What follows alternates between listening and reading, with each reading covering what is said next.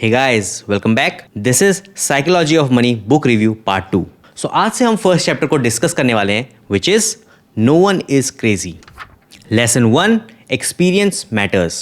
Morgan इस chapter में एक बहुत ही इंटरेस्टिंग सर्वे शो करते हैं जिसमें वो ये बताते हैं कि लोग अपनी लाइफ के जो बड़े इन्वेस्टमेंट डिसीजंस होते हैं उनको मोस्टली अपने पास्ट एक्सपीरियंसेस के बेसिस पे ही लेते हैं. That means it's not about education और intelligence but only a luck कि आप कब और कहाँ पैदा हुए थे. फॉर एग्जाम्पल ऐसा देखा गया है कि अगर आप एक ऐसी जनरेशन को बिलोंग करते हो जो हाई इन्फ्लेशन के टाइम पे पड़ी हुई थी देन आपकी जनरेशन के मेजॉरिटी ऑफ लोग बॉन्ड्स में इन्वेस्ट नहीं करेंगे. रीजन बहुत ही सिंपल है. हाई इन्फ्लेशन के कारण बॉन्ड्स बहुत ही खराब रिटर्न देते हैं. अब आपके आसपास के लोग जिन्होंने उस टाइम पे बॉन्ड्स में इन्वेस्ट कर रखा होगा वो उसके बारे में नेगेटिवली बात करेंगे जिससे बचपन में ही आपके ब्रेन की ऐसी कंडीशनिंग हो जाएगी कि आप कभी भी बॉन्ड्स पे भरोसा नहीं कर पाओगे इवन व्हेन जब बॉन्ड्स में इन्वेस्ट करना सेफ हो तब भी.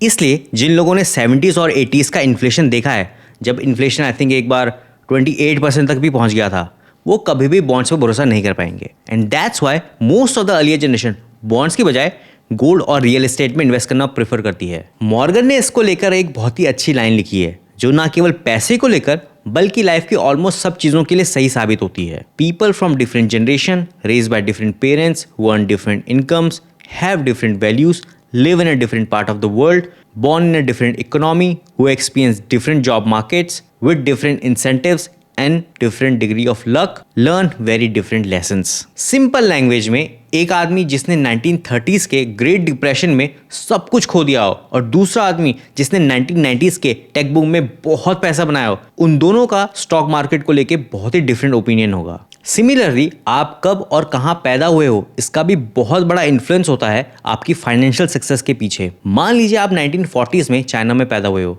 जब देश की स्थिति अच्छी नहीं है क्योंकि 20 साल से तो सिविल वॉर ही चल रहा था जिसकी वजह से इकोनॉमी बिल्कुल ही बर्बाद हो गई है. करोड़ों लोग तो केवल भूख से ही मर रहे हैं. नाउ अगर आप इस टाइम में वेल्थी होना चाहते हो तो आपके पास ज्यादा कुछ ऑप्शंस नहीं होंगे क्योंकि इस टाइम तो मेजॉरिटी ऑफ लोग बस 2 वक्त के खाने के लिए ही स्ट्रगल कर रहे हैं. Now compare this with another situation जिसमें आप चाइना में ही पैदा हुए हो but not in 1940s but in 2000s. Majority of लोग अब पॉवर्टी से बाहर आ गए हैं. ऑलमोस्ट सबके पास अब बेसिक फैसिलिटीज जैसे कि घर, एजुकेशन और हेल्थ है और काफी फैक्ट्रीज भी लग गई हैं जिससे जॉब्स की भी कोई कमी नहीं है. इकोनॉमी लगातार कई सालों से 10% से ग्रो कर रही है जिसकी वजह से देश का डोमेस्टिक कंजम्पशन भी काफी बढ़ गया है. नाउ अगर आप इस टाइम में वेल्थी होना चाहोगे तो आपके पास बहुत सारे ऑप्शंस होंगे. सो इन दोनों कंपैरिजन से आप ये समझ सकते हो कि आपकी फाइनेंशियल सक्सेस का एक बहुत ही बड़ा हिस्सा केवल इस लक पे डिपेंड करता है कि आप कब और कहां पैदा हुए हो. Lesson 2 no one is crazy. US में लॉटरी टिकट्स को लेके एक सर्वे किया गया था जिसमें बड़ी इंटरेस्टिंग फाइंडिंग्स पता चली थी. You will be shock to know कि अमेरिका के गरीब लोग लॉटरी टिकट्स में अमेरिका के अमीर लोगों से हर साल 4 गुना ज्यादा पैसे खर्च करते हैं. अब आपको लग सकता है